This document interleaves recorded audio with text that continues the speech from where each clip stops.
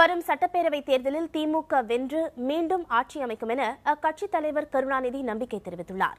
காஞ்சிபுரம் மாவட்டம் படப்பையில் மதுவுக்கு எதிரான திமுக மகளிர் மாநாடு நடைபெற்றது.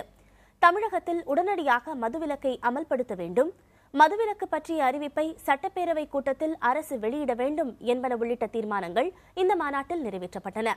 அப்போது பேசிய கருணாநிதி, சமுதாய மாற்றத்துக்கு தேவையான கருத்துக்களையும் ஜனநாயக ஆட்சிக்கான கருத்துக்களையும் திமுக தான் தொடர்ந்து கூறி வருவதாக தெரிவித்தார்.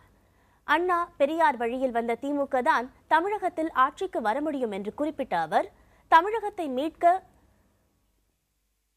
கூடிய ஒரு இயக்கம் திமுக தான் என்றார். தமிழகத்தில் எந்த முன்னேற்றமும் இல்லை என்றும் நாம் நம்பியிருப்பது அண்டை மாநிலங்களையும் மத்திய அரசையும் தான் என்றும் கருணாநிதி கூறினார்.